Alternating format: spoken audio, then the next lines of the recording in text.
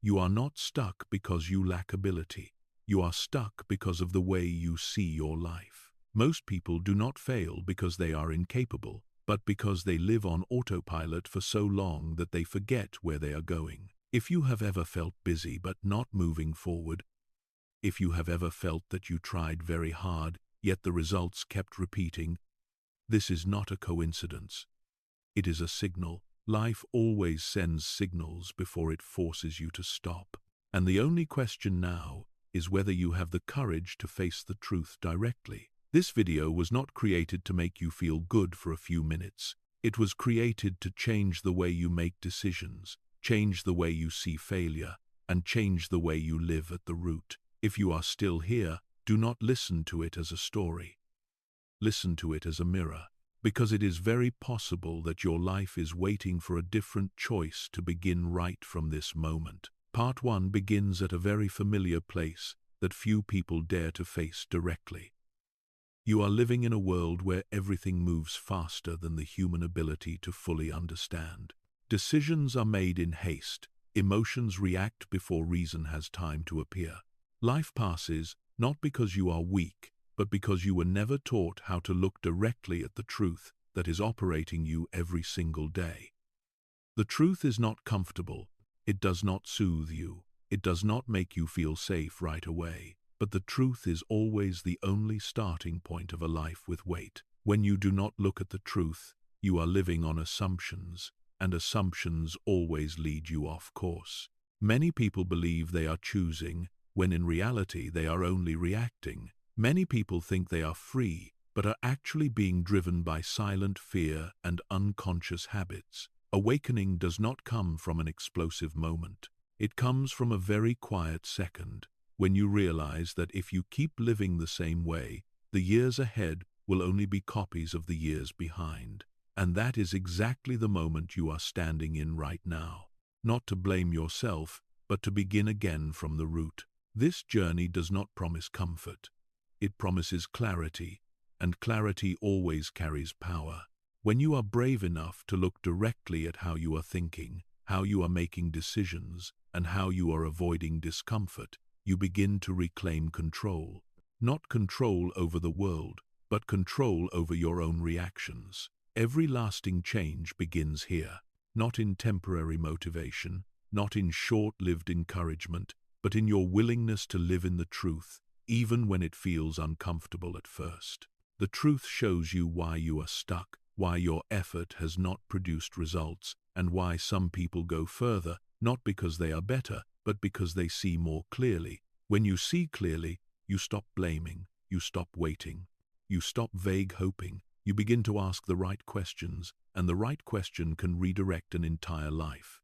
This journey is built for those who do not want to live a faded life, for those who understand that time is finite, and every decision leaves a mark. If you are listening to this now, it means a very deep part of you is ready to step out of autopilot, not to become someone else, but to become the most conscious version of yourself. This is not a story to make you feel better for a few minutes. This is an invitation to live with intention, to live by principles, and to live a life where, when you look back, you know that you did not turn away from the truth. It is not the fear of failure. It is not the fear of being mocked. It is the fear of living an ordinary life, and one day realizing you have gone too far to turn back. This fear is not loud. It quietly exists in the mornings when you wake up without excitement, in the late nights when you wonder why you are busy yet still feel empty, in the vague sense that you could be more than this but do not know where to begin. The desire to live a life with weight does not come from showy ambition. It comes from a deep human need to live in alignment with one's true potential. You do not need to become the most outstanding person, but you do need to know that your days are moving towards something meaningful. Many people trade that desire for safety. They call it being realistic. Yet deep inside they know they are shrinking themselves to fit the expectations of others. Mediocrity does not appear in one major decision. It is formed through hundreds of small choices where you stay silent instead of speaking up, where you delay instead of starting, where you accept instead of questioning. Each time you do this, you send a very clear message to yourself that present comfort matters more than long-term future. When that message repeats long enough, it becomes identity. The desire to live large is not about wanting more than others. It is about refusing to betray yourself. It is the feeling of not wanting to wake up 10 years from now with the same unanswered questions. It is the urge to test yourself against difficulty just to see how far you can go. But that desire always walks alongside fear. Fear that if you truly step forward, you will lose acceptance. Fear that if you commit, you will fail. Fear that if you live honestly, you will have to let go of many familiar things. This is where many people stop, not because they lack ability, but because they are not yet willing to pay the price. Life always demands a price for every direction you choose. The price of living large is uncertainty. The price of living small is quiet regret. No choice is free. There are only choices you are conscious of or not. When you begin to look directly at the fear of mediocrity, you realize it is not as frightening as you imagined. It only holds power when you avoid it. When you name it, you start to see its structure clearly. It is fed by comparison, by living according to a pre-written script, by the habit of waiting for the perfect moment, and by the false belief that there is plenty of time. The truth is, time waits for no one. Each passing year takes not only youth, but also the energy to begin again. That is why the desire to live a life with weight often appears most strongly in those who have gone far enough to see that their current path is not leading where they want to go. This desire does not ask you to destroy everything. It only asks for honesty. Honesty about what you want, honesty about what you are doing, and honesty about the distance between those two things. When you see that distance clearly, you stop blaming fate. You stop envying the success of others. You begin to take responsibility, and responsibility is the first sign of inner strength. Living a life with weight does not mean always feeling confident. It means daring to move forward even when you are unsure. Daring to accept that you will be wrong. Daring to let truth correct you instead of protecting an image. This desire is not for the crowd. It is for those who feel restless living below their capacity. If you are listening to this now, you may have felt that before. The sense that you are standing at the edge of an important decision. Not a decision to change everything immediately, but a decision to stop lulling yourself to sleep. And from that quiet decision, a different life begins to take shape. Your life is being guided every day by invisible forces that you rarely name. Habits, fear, other people's expectations, old stories you keep telling yourself about who you are. You think you are freely choosing, but most of the time you are simply moving on inertia. This inertia does not need your consent. It only needs you to stop asking questions. Every morning you wake up and repeat the same rhythm of life, the same way of thinking, the same way of reacting, and you call that stability. But stability does not mean you are moving in the right direction. Many people move very fast, but they are moving the wrong way. The cost of not thinking for yourself does not show up immediately. It accumulates quietly. It shows up in the feeling of being stuck despite effort, in the bitterness of watching others move further ahead, in the exhaustion that comes when effort does not create proportional change. When you do not think for yourself, you hand decision-making over to circumstances. You let emotions drive actions. You let fear control choices. Then you wonder why your life does not look the way you hoped. The truth is, your life is always the result of the decisions you have made or the decisions you avoided. There is no neutral space. There is no safe zone without consequences. Every time you choose silence instead of saying what needs to be said, you teach the world how to treat you. Every time you accept a lower standard, you set a new ceiling for your future. Every time you postpone facing what is difficult, you pay interest on short-term comfort with a long-term cost. A life that is guided is not the result of weakness. It is the result of never being trained to recognize the forces that are pulling you.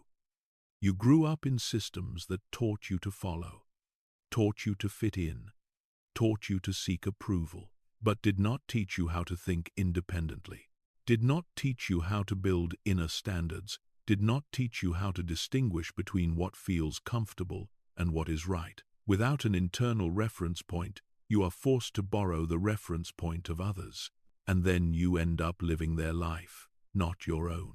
The greatest cost of not thinking for yourself is not performance. It is identity. You begin to believe you are a product of circumstances, that your capacity is limited, that dreaming big is unrealistic. These beliefs are not innate.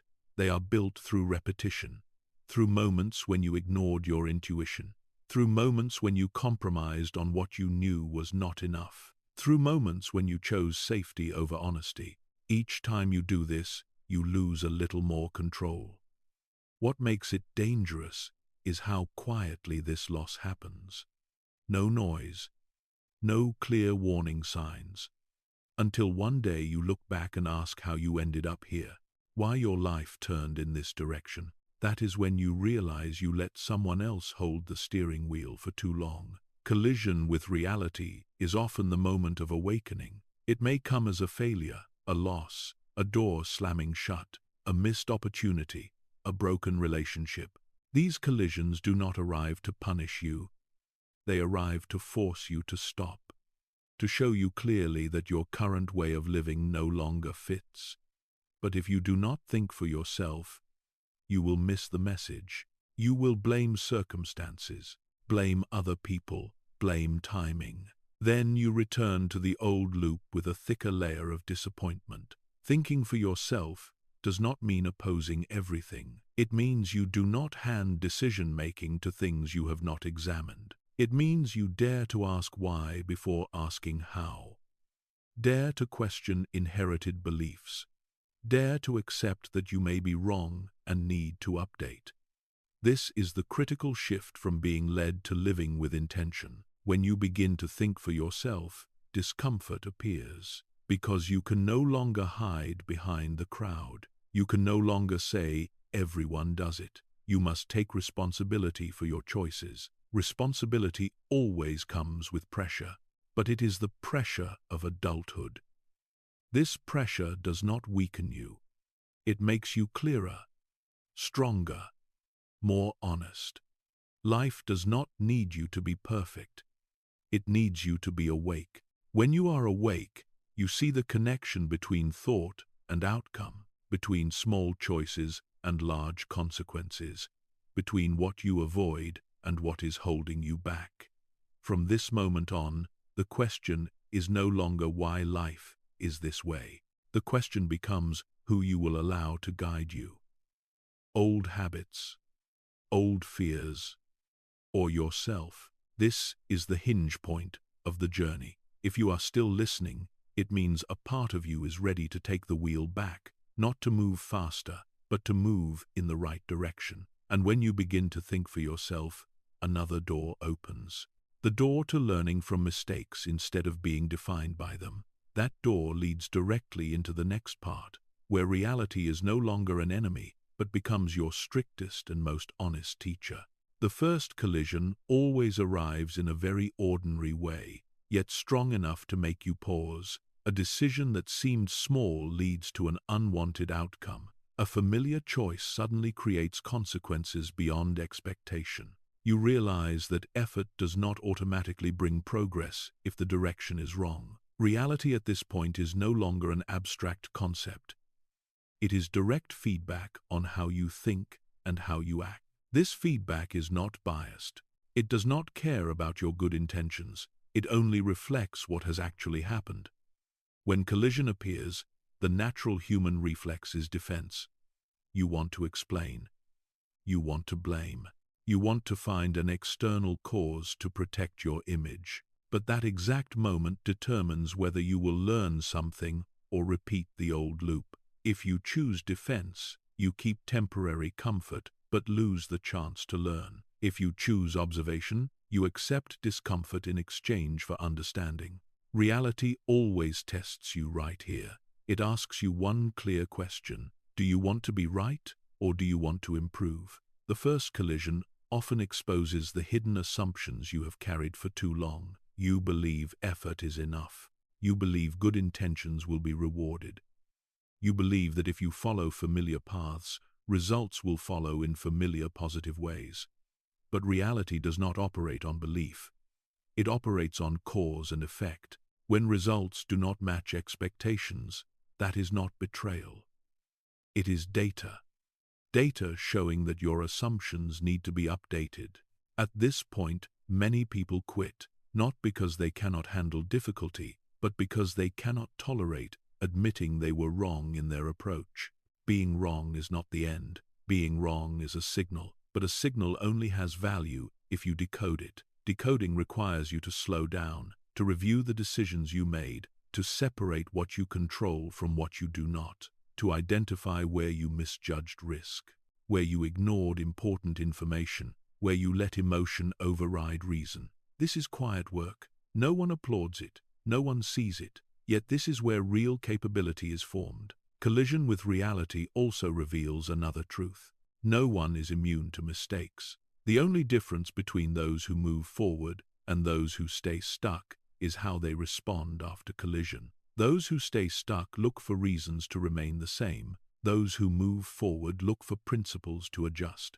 When you begin to see mistakes as tests instead of verdicts, you change your relationship with reality. Reality is no longer something to fear. It becomes the most reliable source of information. Each time results fall short of expectation, you gain more data about the system you are in, about the market, about people, about yourself. The hardest part at this stage is not analysis. The hardest part is keeping the ego low enough to let truth enter. The ego wants a story where you are a victim of circumstances. But truth often says you missed something. You overestimated an assumption. You acted without checking deeply enough. When you accept that, you do not become weaker. You become stronger, because you reclaim the right to learn. The first collision also teaches you about pace. You realize that things do not progress simply because you want them to be fast. Reality has its own speed. It rewards consistency and punishes haste. When you try to force results, you often skip foundations, and weak foundations reveal themselves quickly. This is when you begin to see the value of building from the ground up, not with inspiration, but with structure, not with hope, but with principles. Collision exposes the gap between knowledge and practice. You may know many correct things, but if they are not translated into concrete decisions, they create no difference. Reality responds only to action. It does not respond to intention. This lesson is simple but deep. It forces you to move from vague thinking to clear choices, from general desire to specific steps. From there, you begin to see something important. Reality does not require you to be perfect. It only requires you to be honest with data, honest with results, honest with your role in what happened. When you do this, collision no longer knocks you down. It sharpens you. You learn to separate emotion from analysis, not to become cold, but to become precise. Precise in identifying problems, precise in choosing leverage points for change. The first collision also lays the foundation for a new discipline, the discipline of reflection. Every result is reviewed, every deviation is examined, not to self-blame, but to understand. To understand so you do not repeat. To understand so you evolve. When this discipline forms, you step into a different level of maturity. You no longer need reality to be comfortable. You need it to be clear. This clarity begins to shape a new philosophical axis for living. An axis where truth ranks higher than comfort, where progress ranks higher than image protection, where each day becomes a learning loop. From here, the journey no longer revolves around avoiding mistakes. It revolves around learning faster from what does not go as planned. From this foundation, a new life structure begins to take shape, a structure that turns pain into data, turns collision into guidance, and turns reality from an opponent into the most loyal teacher on the path of intentional living. It is no longer something to avoid, no longer a signal that you are weak. It becomes raw data that has not yet been processed. Every moment of discomfort, every disappointment, every time you run out of breath carries precise information about something misaligned in how you think, act, or set expectations. Pain does not generate meaning on its own. Meaning only appears when you reflect deeply enough. Most people stop at emotion. They feel bad and then look for a way out. They seek distraction. They look for reasons. They look for someone to blame. In doing so, they lose the most valuable data life has just handed them. Data about weakness, data about current limits, data about false assumptions that quietly shape decisions. When you choose to stay with pain a little longer, not to punish yourself but to observe, you begin to see the structure behind emotion. You see that every pain has a specific cause. Some pain comes from misjudging risk. Some comes from trusting an untested script. Some comes from avoiding a necessary conversation. Some comes from placing expectations on things you do not control. When you separate cause from emotion, you reclaim the power to analyze, and with analysis comes the ability to adjust. This is a critical transition, from living by feeling to living by data, from reaction to reflection, from passive to intentional. Reflection is not wandering thought. It is a disciplined process. You look at the result. You ask what happened. You ask which decision led to this outcome. You ask which assumption stood behind that decision. You ask what data was ignored. You ask what was within your control that could be done differently next time. These questions are not designed to make you feel better.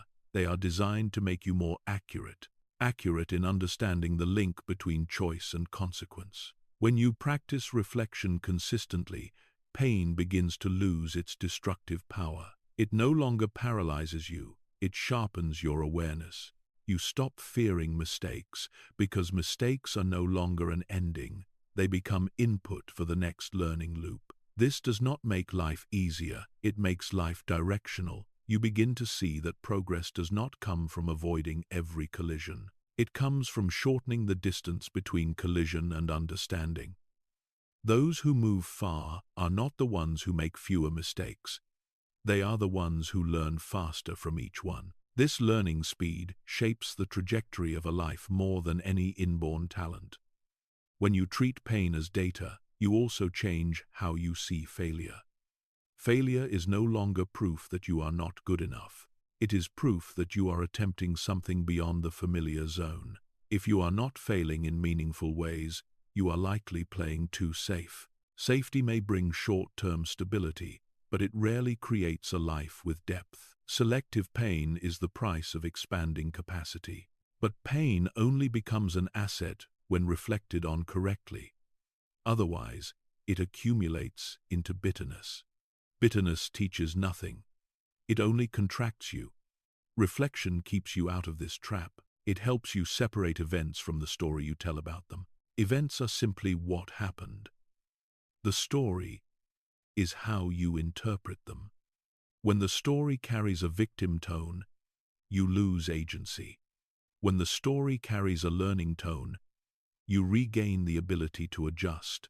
The same event can send two people into completely different trajectories based solely on the story they choose to believe. Reflection allows you to rewrite that story based on truth rather than temporary emotion. Another important shift happens here. You begin to build a new relationship with yourself, no longer based on self-praise when you succeed and self-blame when you fail. It becomes based on evaluating the quality of decisions regardless of short-term outcomes. Some correct decisions still lead to bad results because of randomness. Some wrong decisions get lucky and avoid consequences. If you only look at outcomes, you learn the wrong lessons. Reflection forces you to look at process. You ask whether the decision was based on the best information available at the time, whether risk was properly considered, whether you acted from principle or from emotion. When you judge yourself by these standards, you become fairer with yourself. Fair does not mean soft. It means accurate. Accurate in knowing where you are and what needs improvement. Gradually, a new axis forms in your inner life. This axis does not swing with external praise or criticism. It is anchored in the alignment between values and actions. When you live off axis, you feel friction. When you live on axis, you feel grounded, even when circumstances are not favorable. This axis becomes your anchor during uncertain periods. It keeps you from panicking when results temporarily decline.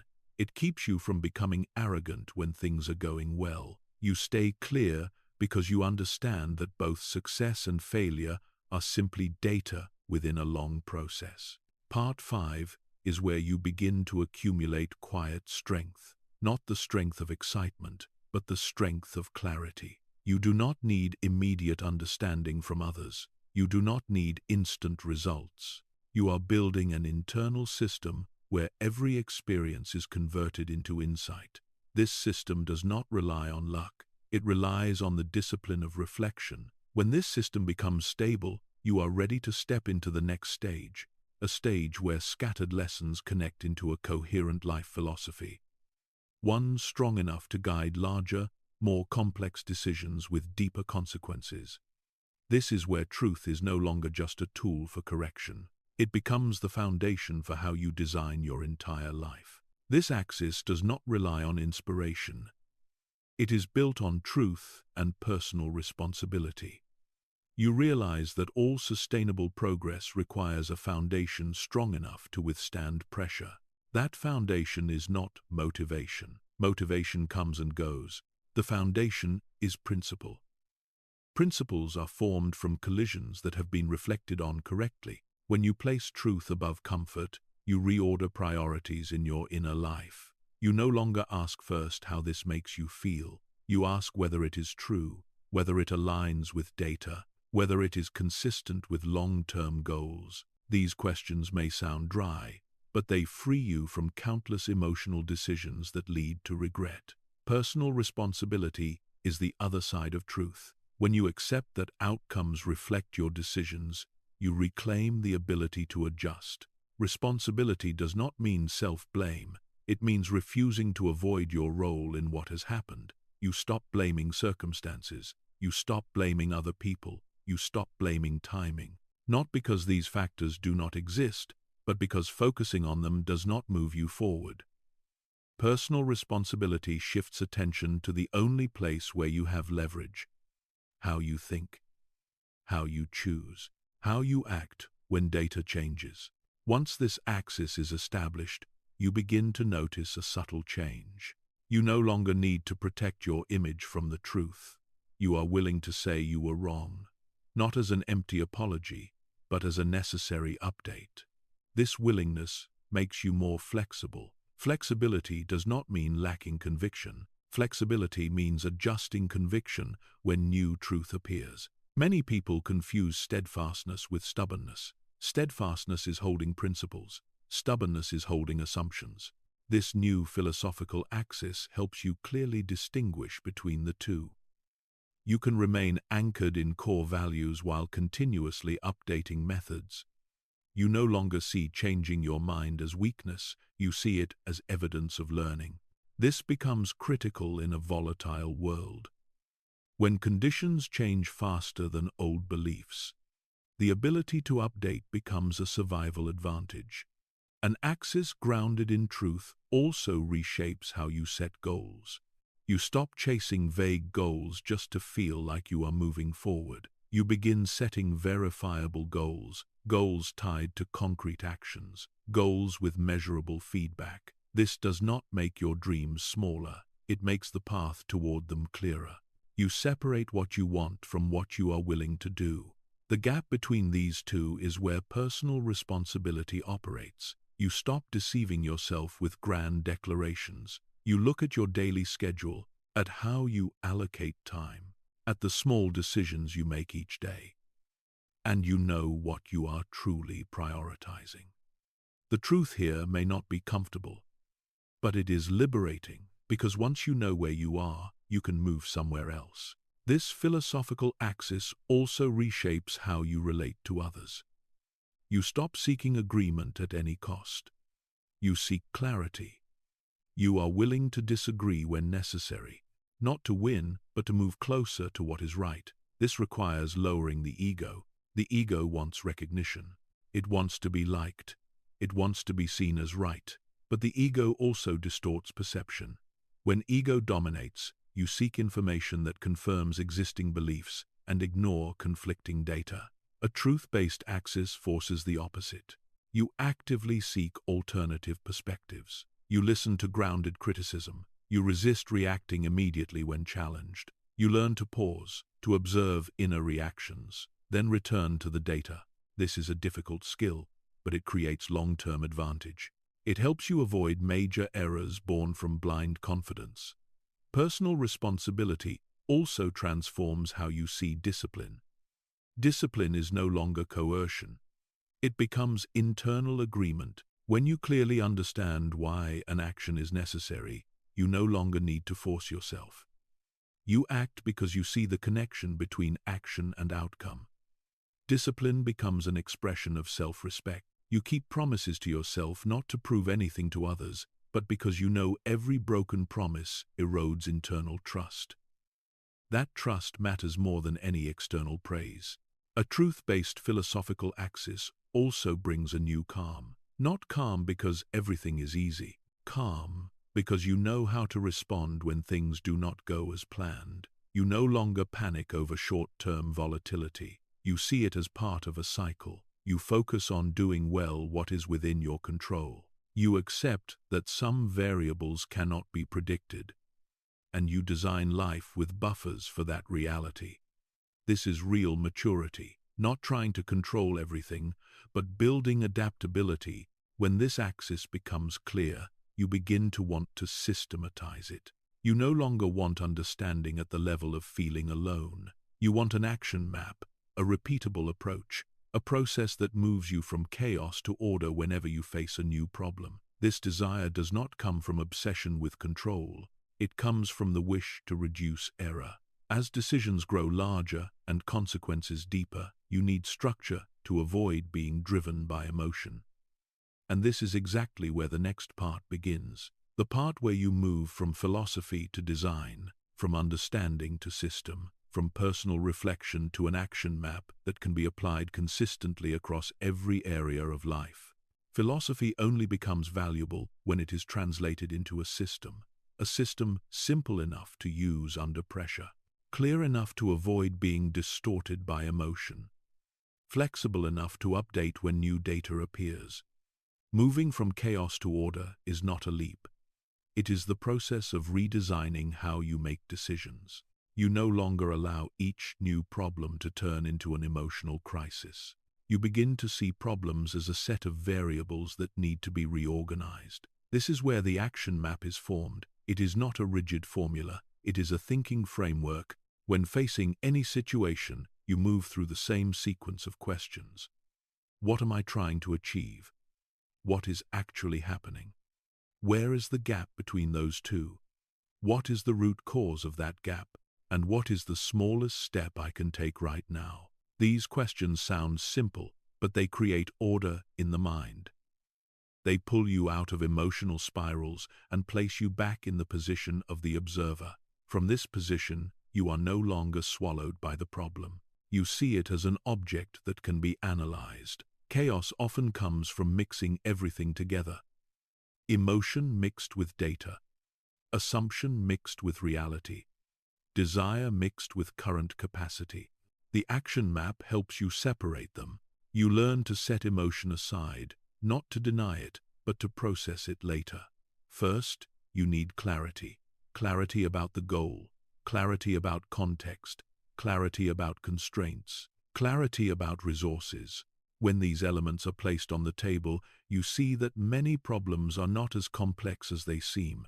They are simply obscured by rushed reactions. An important shift happens when you begin using this map repeatedly. You build consistency in your approach.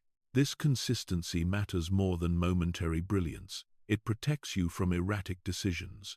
One choice today, a different choice tomorrow, simply because your mood changed. With an action framework, you reduce emotional volatility.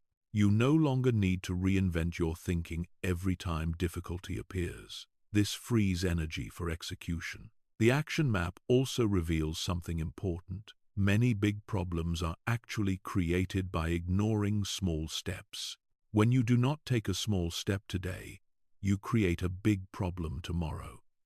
When you delay a necessary conversation, it accumulates into conflict. When you ignore an early signal, it grows into a crisis. The map helps you see these leverage points. You learn to intervene early, not with dramatic actions, but with timely adjustments. This is the shift from reaction to design. You do not wait for things to break. You design to reduce the probability of breakdown. The action map also changes how you view mistakes. With structure, you can trace backward. If results are not as expected, you do not panic. You return to the map. You examine whether the goal was defined incorrectly, whether the root cause was misdiagnosed, or whether the chosen step was misaligned. Each deviation points precisely to where refinement is needed. This makes improvement concrete. You no longer speak vaguely about needing to try harder. You know exactly what to adjust. This clarity creates a sense of progress, even when final results have not yet arrived. You feel movement in the right direction. That feeling keeps you going. Another critical function of the action map is that it forces you to confront limits. You must acknowledge what you do not control. You must work within real constraints. This prevents illusion. At the same time, it encourages creativity. When you know the boundaries, you look for optimization within them. You stop wasting energy wishing for the impossible. You invest in real leverage. The map also teaches prioritization. Not every problem needs immediate attention. Not every opportunity deserves pursuit. You learn to distinguish between what is important and what is merely noisy, between being busy and creating value. With a clear evaluation framework, saying no becomes easier. No to distractions, no to choices that do not align with long-term direction. Each no protects focus. And focus is the scarcest asset in a world saturated with stimulation. The action map also highlights the role of writing things down. When you put thoughts on paper, you reduce noise. You see contradictions. You see untested assumptions. You see gaps in logic. Writing is not for decoration. Writing is for thinking. When you think clearly, you act better. This is why people who go far often maintain systems of notes, not to preserve memories, but to track decision processes. Over time, these notes become a personal data archive. You begin to see patterns in your behavior. You see repeated errors. You see leverage points that create outsized results. The action map does not turn you into someone without emotion. It teaches you to place emotion in its proper role. Emotion becomes a signal, not the driver. You listen to it, but you do not let it take the wheel. When you do this, you feel lighter, not because problems disappear, but because you no longer carry them in a chaotic way. Everything has its place. Every step has its reason. This is the feeling of inner order. This order is not static. It is adaptive. It updates. But it gives you a stable ground to stand on while everything around you changes. When this order takes shape, you are ready for the next step. The step where the map no longer just helps you handle problems, but helps you evolve. Where each loop does not only correct errors, but upgrades the system itself. This is where you move from managing life to designing your own evolution. You realize that life does not stand still so you can remain stable forever. Any system that does not adapt will eventually be eliminated. Humans are no different. The difference is that you possess the ability to reflect with intention. When you combine reflection with discipline, you create a continuous upgrade loop. This process is simple in structure but demands extreme honesty. Each loop begins with action. You do something based on the best understanding you currently have. Then you observe the outcome without judgment. Simply observe. When results do not match expectations, they are not labeled as failure. They are treated as information. You ask what happened. You search for root causes rather than surface explanations. You distinguish between what you controlled and what was random. Then you adjust action for the next loop. This loop repeats. Over time, you do not just improve results, you improve how you learn. This is real evolution, not moving faster, but learning faster. Discipline in this process is not about forcing yourself to do more. It is discipline in refusing to skip reflection. Many people act constantly but never stop to understand why outcomes occur. They stay busy but never evolve. Reflective discipline forces you to pause at the right moment, not to rest, but to recalibrate. This creates compounding advantage. Someone may start slower, but if they learn faster, they will eventually overtake. Adaptation is not panicked reaction to change. Adaptation is intentional adjustment based on data. When the environment shifts, you do not complain. You do not cling to old methods simply because they once worked. You ask what the new conditions require. You are willing to let go of habits that are no longer relevant, even if they once brought success. This is the hardest part.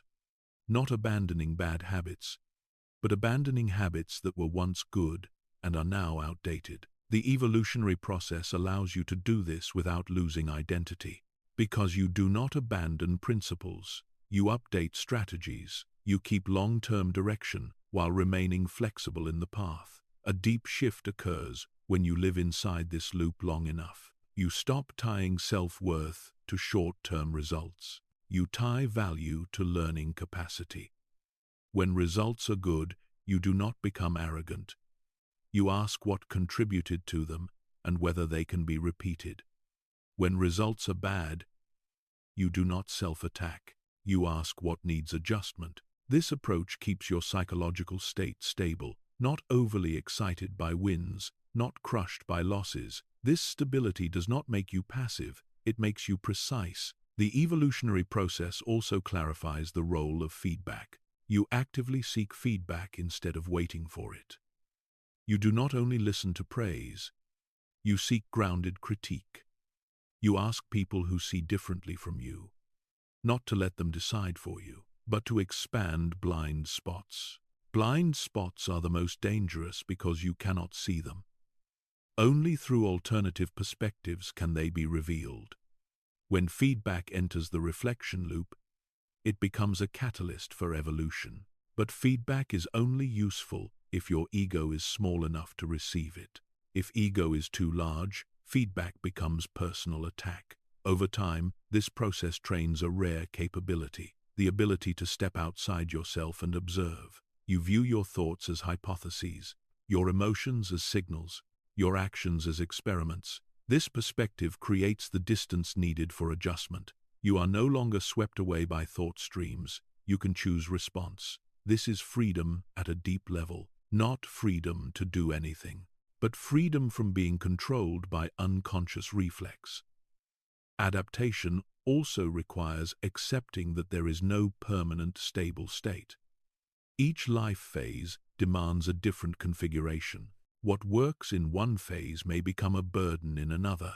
The evolutionary process helps you recognize when restructuring is needed. You do not wait for crisis to force change. You adjust proactively while signals are still subtle. This reduces pain, but it requires continuous attention. You must listen to quiet indicators, unexplained fatigue, loss of motivation despite external stability, repetitive boredom. These often signal that the current structure no longer fits. When you are familiar with the evolutionary loop, you no longer fear these signals. You see them as invitations to upgrade. Another key element of this process is patience. Evolution rarely happens in one dramatic leap. It unfolds through many small adjustments. Each adjustment seems insignificant, but over time, they create large differences. This is the power of accumulation. You do not need a life-changing decision. You need a system that allows small correct decisions to be repeated. The evolutionary process is that system. When you live by it long enough, you begin to see life as a series of intentional experiments. You no longer fear trying new things because you know how to limit risk. You test at small scale. You observe. You adjust. You expand when signals are positive. This approach applies to every domain: career, relationships, health, inner development. You are no longer stuck in the question of should I or should I not. You move to the question of how can I test this to learn fastest at the lowest cost. This is cognitive maturity. When the evolutionary process is deeply embedded, you are ready to face larger trials. Trials that do not just test skill, they test belief systems. There are moments when every assumption you have built will be placed on the table, moments where a single major error can erase years of effort. This is where the journey enters the next phase, the phase of major collapse, where lessons are no longer small, but a comprehensive test of how you face truth when the cost becomes real and deeply painful. This is no longer a series of small deviations that can be corrected through subtle adjustments. This is a major collapse, where years of accumulation are placed at risk of unraveling. You made a decision based on data you believed was correct. You placed a bet with your reputation, with resources, with the trust of others. But reality moved in a completely different direction. There were no warning signs clear enough, no time to mentally prepare, only results that revealed themselves quickly and coldly. The numbers no longer support you. Assumptions once considered solid now appear fragile. And the most painful part is not only material loss. It is the moment you must face the fact that you were wrong at scale. This collapse strikes directly at identity. It does not ask whether you tried hard. It only asks whether you were right. And the answer at this moment is difficult to accept. When the system you built falls apart, pressure does not come only from the outside. It comes from within, from questions you do not want to hear. Was everything I believed an illusion? Was my ability exaggerated? Were past successes just luck? In this moment, many people choose to run. They look for ways to blame circumstances, the market, other people, timing. They tell a story where they are victims of forces beyond their control. That story helps them sleep at night, but it takes away the most important thing: the opportunity to learn at a deep level. A major collapse always carries a lesson of equal magnitude. But that lesson only opens if you are brave enough to stay with the truth, to stay with the shame, to stay with the loss, to stay with the hard questions. You begin to review everything, not to punish yourself, but to understand where structural distortion was formed. You look again at how you assessed risk, how you handled disagreement, how you selected information that confirmed existing beliefs. You realize that prior success may have made you overly confident.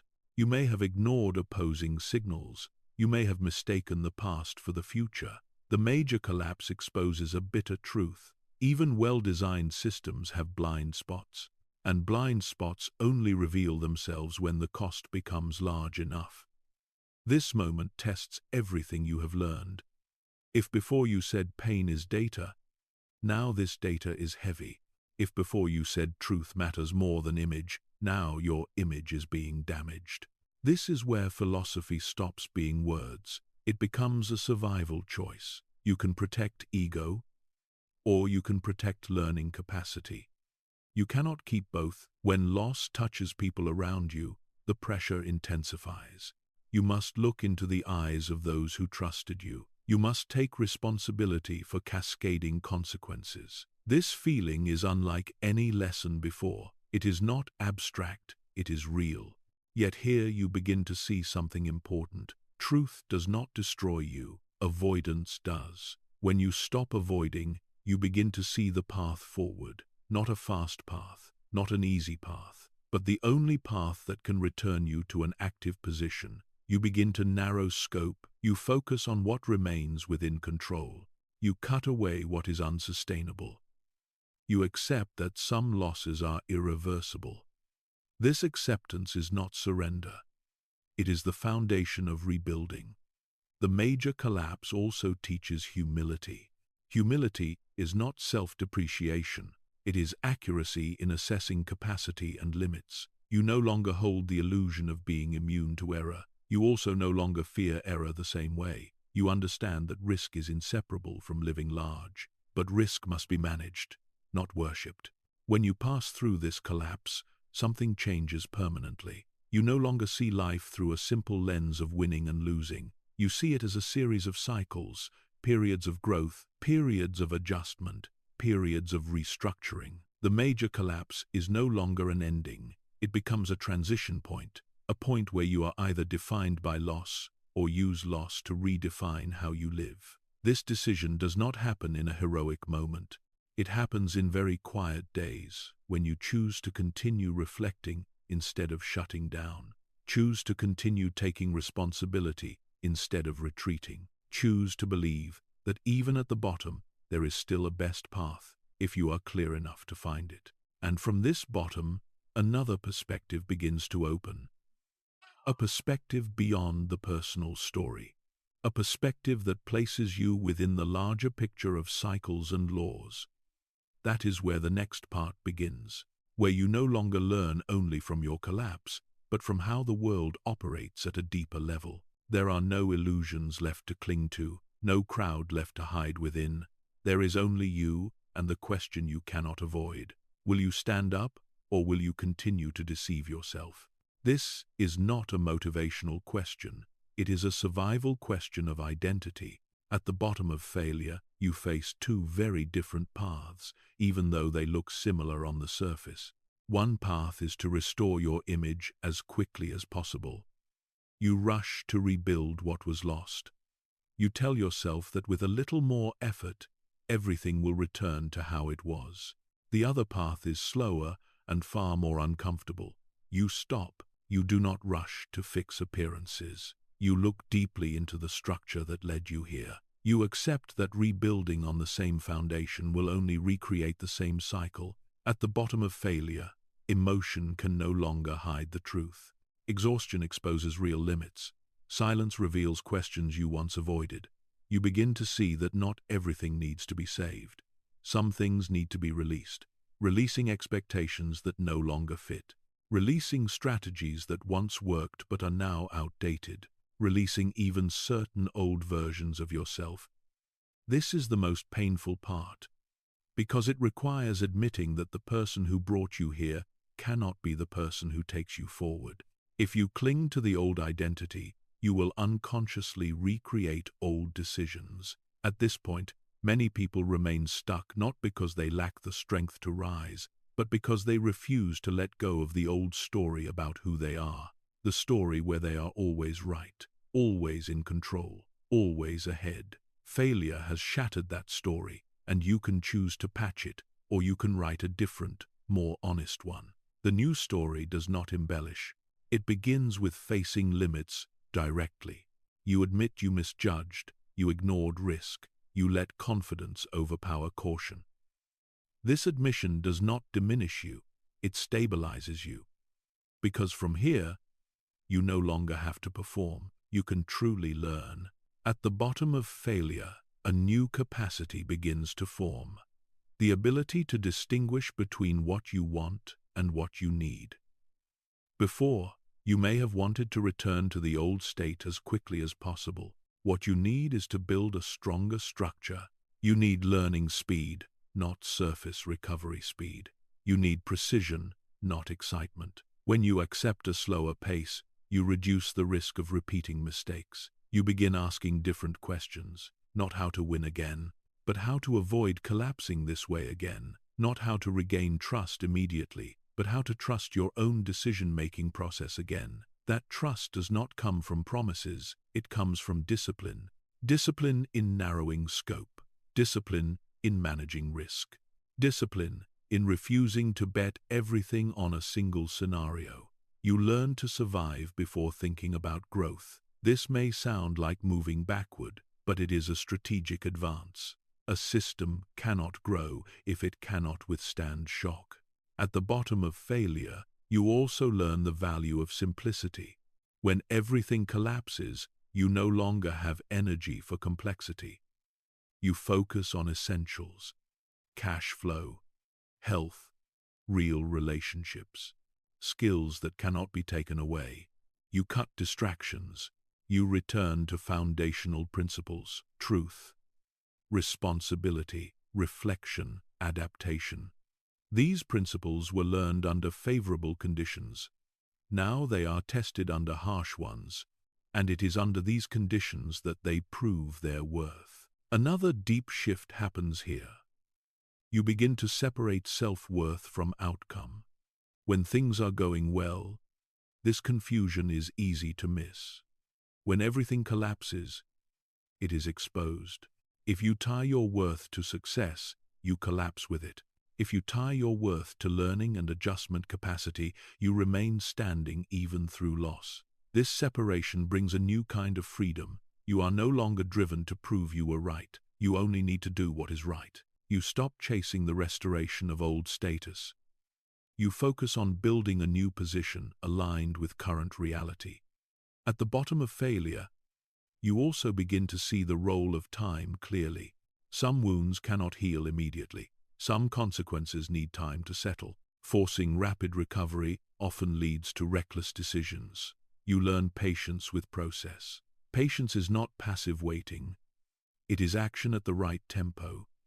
Doing the small right things each day, keeping systems running, maintaining reflection, protecting principles from being eroded by temporary emotion. This stage offers few moments of excitement, but it lays the foundation for everything that follows. The decision to stand up at the bottom of failure is not a dramatic public declaration. It is a series of small, private decisions. The decision not to blame, the decision not to self-pity, the decision not to hide bad data, the decision not to ignore uncomfortable signals. Each decision reinforces a new identity. The identity of someone who can withstand truth even when it hurts. That identity opens a different view of life. You begin to see that personal failure is not the center of the universe. It is a small part of larger cycles that govern everything around you. When you see this, the personal burden lightens, not because loss matters less, but because it is placed in the correct context. From this bottom, your perspective begins to expand. You no longer look only at your own story. You begin to look at how the world operates. Economic cycles, natural cycles, psychological cycles. Within these cycles, you begin to recognize repeating patterns. Recognizing these patterns does not erase pain, but it gives you something crucial: calm enough not to panic during volatility, calm enough not to personalize every collapse, calm enough to build decisions based on laws rather than reactions. This is the doorway into the next part. The part where a broader perspective begins to reshape how you understand risk, reward, and your place within the larger current of life. Not to escape responsibility, but to place every event in its proper scale. You begin to realize that what just happened to you is not an isolated incident. It exists within repeating cycles that have been present for a very long time. In nature, there are cycles of growth and decay. In economics, there are cycles of expansion and correction. In human psychology, there are cycles of euphoria and fear. When you view life through this lens, an important shift occurs. You stop seeing every fluctuation as a personal verdict. You begin to see them as expressions of larger forces at work. This perspective does not make you indifferent. It makes you clear-headed. Clear-headed enough not to exaggerate the meaning of success. Clear-headed enough not to absolutize failure. When you see that all systems oscillate, you understand that absolute stability is an illusion. What is real is the ability to survive through oscillation. That ability does not come from predicting everything correctly. It comes from designing life so it is not destroyed when predictions are wrong. From a cosmic perspective, you see that people often run into trouble by confusing long-term trends with short-term fluctuations. When everything rises, you believe it will continue. When everything falls, you believe it will never stop. Both beliefs are false. Cycles do not care about your emotions. They operate by their own laws. When you accept this, you begin to change how you make decisions. You no longer place everything on a single scenario. You build buffers. You prepare for uncertainty, not through anxiety, but through structure. You ask what happens if the worst-case scenario appears. Can I survive it? If the answer is no, you know you are standing too close to the edge. The cosmic perspective also sharpens your understanding of risk and reward. In nature, there is no significant growth without risk, but there is also no requirement that risk be destructive. The issue is not accepting risk. The issue is accepting risk that is disproportionate to reward. When you revisit the recent collapse through this lens, clarity emerges. You may have accepted risk where reward was not proportional, or you may have concentrated risk in a single point. Cycles teach you that diversification is not a lack of courage. Diversification is respect for the reality that no one controls every variable. You learn to distinguish between necessary risk for progress and risk born from blind confidence. Another truth becomes clear when you step back. Every system has a limit to what it can endure. When pushed too far, it reacts. The body reacts with illness. Markets react with correction. The psyche reacts with burnout. Before, you may have seen these signals as obstacles to overcome. Now, you see them as warnings, not to stop forever, but to adjust before collapse. The cosmic view teaches respect for tempo. You understand that sustainable growth takes time. You are no longer obsessed with short-term maximization. You focus on surviving long enough to benefit from accumulation. Time becomes an ally rather than an enemy, but only if you do not place yourself in a position of easy elimination. You begin to design life as a shock-resilient system. You maintain reserves. You maintain flexibility. You maintain the ability to retreat when needed, not out of fear, but because you understand that retreat is part of long-term strategy. Only when you are not trapped do you have true freedom of choice. The cosmic perspective also reshapes how you see yourself. You no longer view yourself as the center of everything. This does not make you insignificant. It makes you lighter. Lighter from the burden of always being right, always winning, always being ahead. You are one part of a larger current.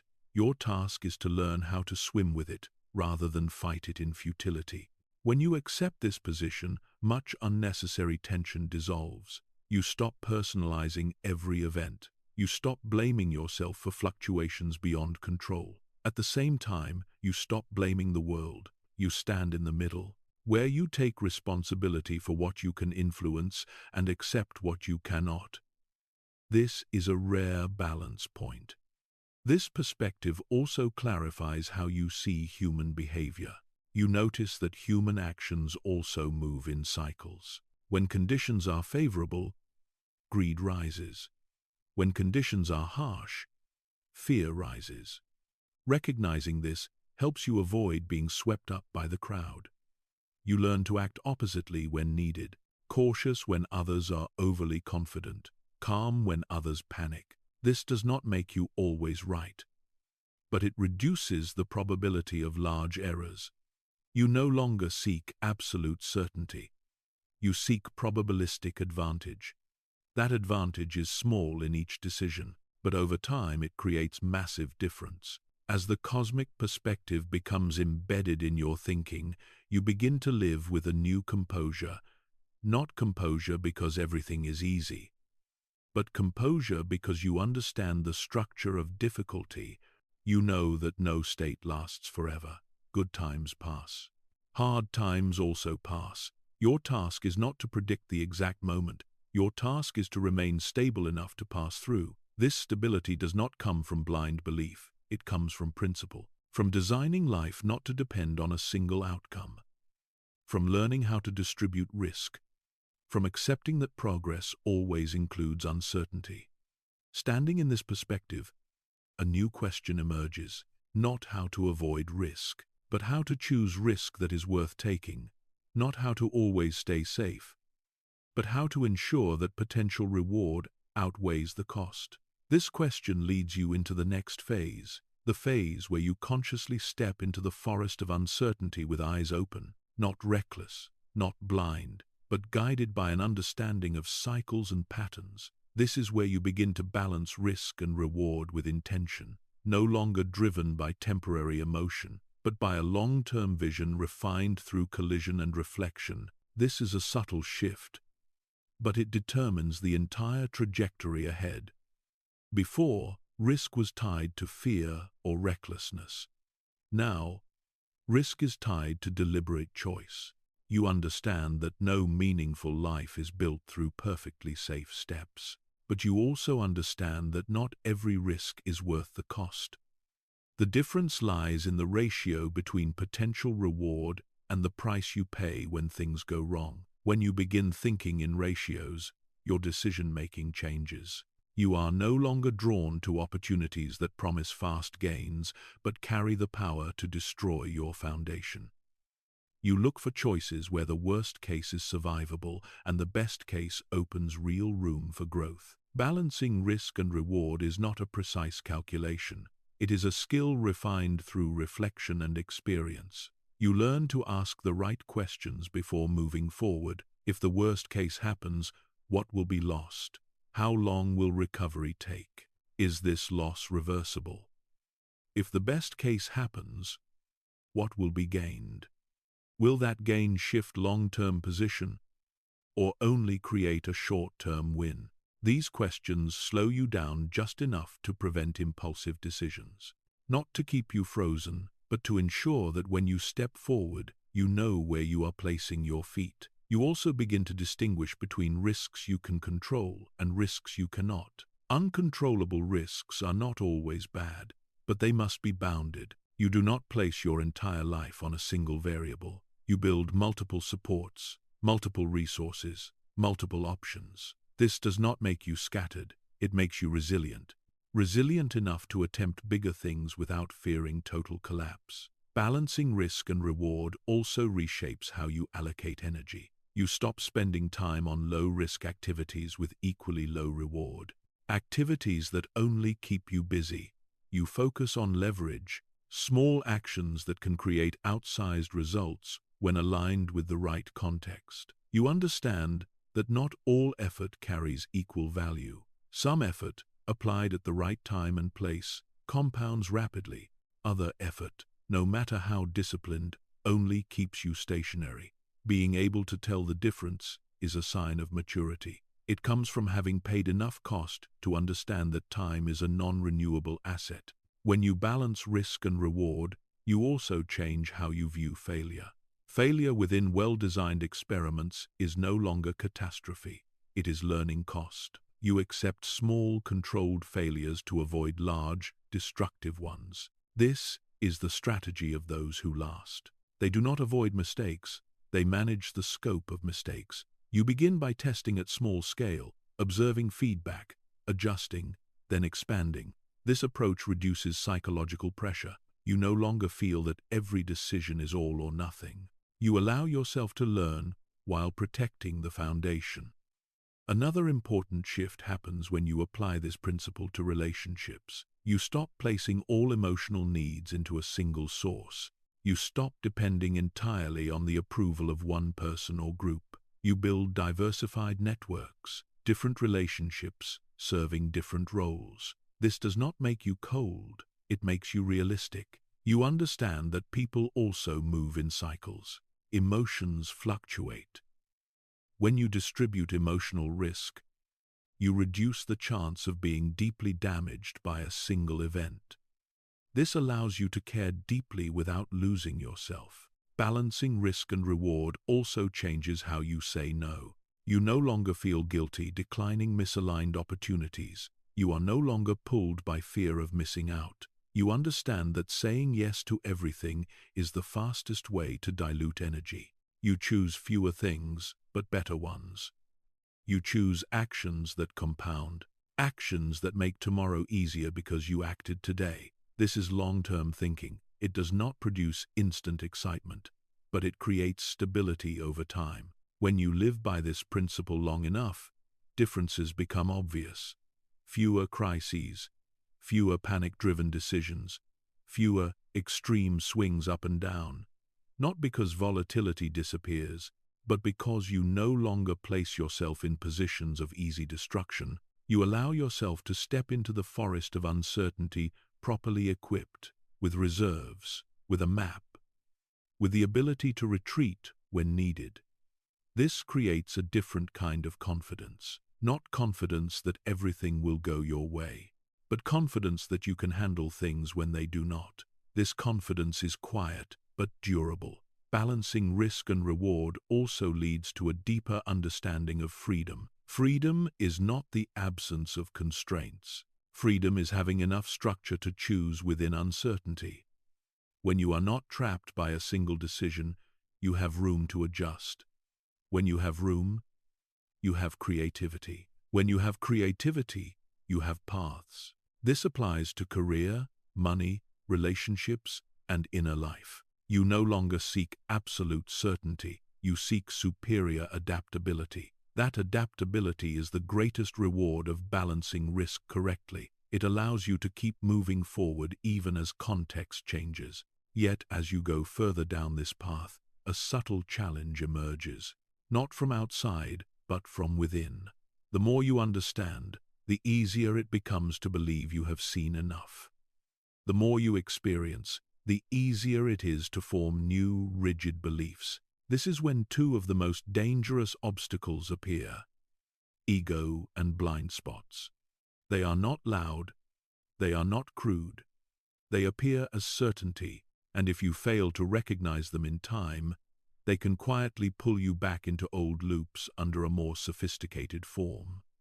The next part goes straight into these two obstacles, not to condemn them, but to help you learn how to identify and move past them before they undermine everything you have built. After collisions, after lessons, after standing back up again, a new certainty begins to form inside you, and if this certainty is not examined, it becomes a subtle ego. Ego does not always appear as arrogance. Sometimes it looks like confidence. Sometimes it takes the shape of experience. Sometimes it hides behind phrases like, "I have been through this before. I already know how this works." Ego makes you stop listening, stop questioning, stop rechecking assumptions. It gives you a false sense of safety that you have seen enough and no longer need to look further. This is where blind spots are born. Blind spots are not things you intentionally hide. They are things you cannot see because you are standing too close to yourself. You view the world through the lens of what worked in the past and assume it will continue to work in the future. Blind spots are dangerous because they do not cause pain immediately. They allow you to keep operating normally until the context shifts far enough. Then the old system begins to slip. But because you do not recognize the blind spot, you often blame external factors. You say the world has changed, that things are no longer how they used to be. But you forget one thing: you also need to change with it. Ego hates this. Ego wants to protect the story where you are knowledgeable, where you have learned enough, where you have the final say. But this journey is not about protecting image. It is about protecting the capacity to evolve. When ego takes over, you begin filtering information. You pay more attention to data that confirms existing beliefs. You ignore opposing signals. You listen to feedback only to rebut, not to understand. Gradually, you build an echo chamber where only familiar voices exist. Inside that chamber, you feel safe. But that safety is fragile because it does not reflect reality. Blind spots also show up in how you assess risk. You believe you have experienced enough to recognize danger, but past experience can blind you to new forms of risk. You are familiar with one type of cycle and fail to notice that the cycle is changing shape. When you do not update, you repeat decisions that were once correct in a different context. This is how many intelligent people trap themselves, not because they lack knowledge, but because they do not doubt enough. Recognizing ego and blind spots requires a different kind of courage. Not the courage to confront the world, but the courage to confront yourself. The courage to admit you may be wrong even when you feel very certain. The courage to say you need to hear more. The courage to question what once felt foundational. This is work no one can do for you. No system automatically detects your blind spots. Only active humility can do that. When you begin to question yourself in a healthy way, you do not become weak, you become flexible. Flexibility allows faster updating, and in a fast-changing world, flexibility matters more than certainty. Ego also shapes how you view others. When you believe you already understand, you easily dismiss different perspectives. You assume others lack experience or data. But the truth is, no one holds the full picture. Each person sees a different part of it. When you ignore this, you cut yourself off from valuable information. Your blind spots may be obvious to others, but if you do not create space for truth to enter, you will never see them. Part 13 is a stern reminder that this journey does not end with understanding a few principles. It requires continuous examination of how you understand. It requires placing yourself in situations where your beliefs are challenged, not to break you, but to sharpen perception. When you recognize ego and blind spots, you do not eliminate them. You learn to manage them. You accept that they always exist, but you do not let them steer. You build feedback mechanisms. You seek people who are willing to tell you the truth. You listen to uncomfortable opinions instead of avoiding them. You see disagreement not as a threat, but as a tool for seeing what you cannot see on your own. This is a critical preparation for the next part, because once you can see ego and blind spots, you are ready for another level of expansion, a level where disagreement is no longer personal conflict, but a driver of evolution, where openness is no longer a slogan, but an operating system. The next part goes deep into this, not as a beautiful ideal, but as a survival skill for living large and living awake. In the past, disagreement was often seen as a threat. It triggered defensive instincts. It made you want to protect your viewpoint instead of testing its validity. But once you have seen ego and blind spots, you understand that high-quality disagreement is one of the most powerful tools for evolution. Radical openness does not mean believing every opinion. It means being willing to listen with the goal of finding truth, rather than finding a winner. When you enter disagreement with this mindset, the conversation changes its nature. You are no longer trying to prove you are right. You are trying to discover what you have not yet seen. This shift may sound small, but it transforms the entire dynamic. You ask questions instead of counterattacking. You look for data instead of flaws. You notice your own emotions as signals that ego is being touched. When emotion rises, you do not react immediately. You pause. You ask why this makes you uncomfortable. Often, the answer lies in a belief being challenged, and that is exactly where learning lies. Radical openness requires building a safe space for truth. This space is not one where everyone feels comfortable all the time. It is a space where people can say what they think without fear of punishment. This begins with you. When you respond calmly to critique, you signal that truth is welcome. When you admit uncertainty, you set a new standard. A standard where not knowing is the starting point of learning, not a sign of weakness. High-quality disagreement is different from argument. Argument focuses on people. High-quality disagreement focuses on ideas. You separate the speaker from what is being said. You can respect the person while rigorously examining the argument. This takes practice, because the natural reflex is to fuse ideas with identity.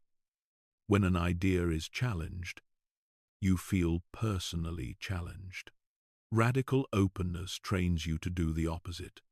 You treat ideas as temporary hypotheses that can be tested, refined, or discarded.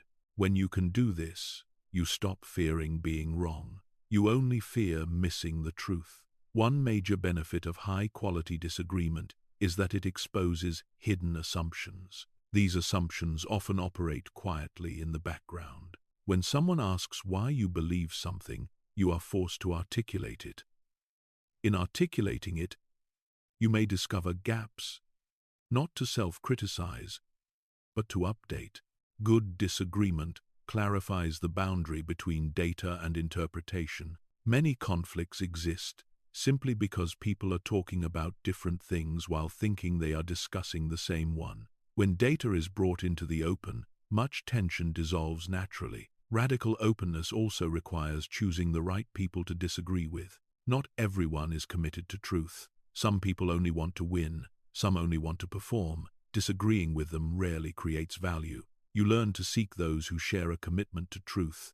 People who are willing to change their minds when data changes. People who can say "I was wrong" without feeling threatened. Building a circle like this is a powerful advantage. It creates an environment where ideas are sharpened, where decisions are tested before reality extracts its cost. Radical openness does not apply only to dialogue with others. It also applies to inner dialogue.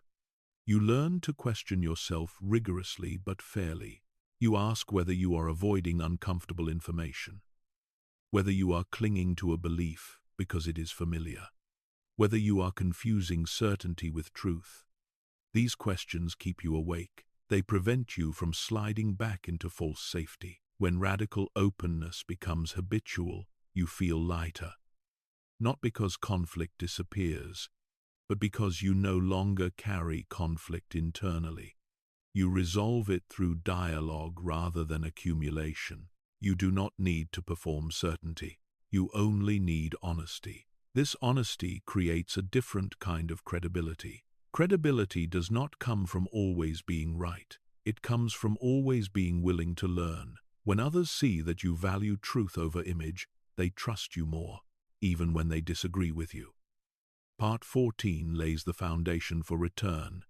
Not a return to who you once were, but a return to the world with a forged identity.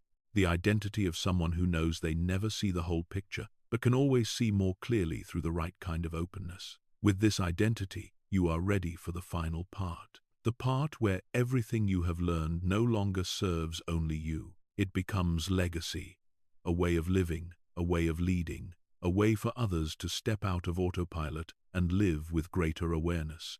You return to everyday life, but you are no longer the same person. You carry a different way of seeing, a life axis forged through collision, error, collapse, and reflection. You are no longer searching for a success formula to copy. You understand that there is no single path for everyone. What you bring back is not an answer. It is the capacity to ask the right questions, the ability to stand steady within uncertainty, the calm to face truth even when it is uncomfortable. This return is not a return to the starting point.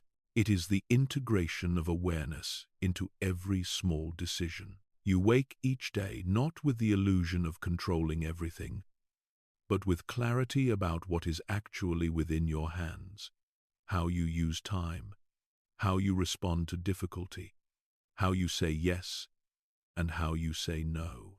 These things seem small, yet they shape long-term trajectory. You are no longer pulled by external tempo. You live by a pace that is intentionally designed. This does not make life less challenging. It makes challenge meaningful. When difficulty appears, you no longer ask, "Why is this happening to me?"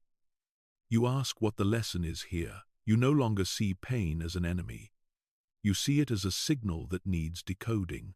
Return is also the moment you realize that true strength does not lie in always being ahead. It lies in knowing when to slow down, when to adjust, when to listen further. This strength is quiet. It does not need to prove itself. It shows through consistency, through keeping principles even when no one is watching, through refusing to betray your values for short-term comfort. When you live this way, you create a different kind of influence, not through loud words, but through presence. People around you may not hear you explain, but they feel the steadiness. They see how you respond when things do not go your way. They see how you admit mistakes without collapsing. They see how you disagree without hostility. That is real legacy, not what you say, but how you show up. Return is also the realization that this journey does not end. It only changes form. Each new stage will test your life axis in new ways. New blind spots will appear. New subtle egos will form. But you are no longer afraid of this, because you have tools. You know how to reflect. You know how to seek feedback. You know how to update without losing yourself. This is freedom at a deep level. not freedom from responsibility, but freedom within responsibility. You do not need certainty to move forward. You only need honesty to adjust when needed. When you look back on this journey, you see that no step was wasted. The mistakes that once brought shame taught humility. The collapses that caused pain taught structure. The disagreements that caused discomfort taught wider vision. Everything connects into a way of living, a principled, awake way of living, not chasing the illusion of control, not avoiding uncertainty, but moving forward with open eyes and a steady core. If you are listening to this now, it means you are ready to live differently. Not perfectly, but more honestly, more deeply, more responsibly. Life does not promise reward for blind effort, but it always opens a path for those willing to face truth and act with intention. From this moment on, that journey is no longer a story you hear. It is a story you live day by day. You have reached the end of this journey, and if you are still here, it means that a very deep part of you is ready to live differently. What you have just heard was not a story meant to create temporary emotion. It was a map that helps you clearly see how truth shapes decisions, how reflection turns mistakes into data, and how inner discipline creates lasting strength. You have seen that life does not change when you wait for motivation, but when you take responsibility for how you think, choose, and act each day. You have understood why failure is not an ending, but a turning point, if you are awake enough to learn from it. And you have also seen that true freedom does not come from controlling everything, but from the ability to stand steady within uncertainty, guided by clear principles. If this content has given you a new perspective or made you pause to reflect on how you are living, take one small action right now. Press like to support the channel. Share this video with a friend you believe needs to hear it. And subscribe to the channel to continue walking alongside deep stories about personal growth, mindset, and inner strength. Thank you for giving your time and attention to complete this journey.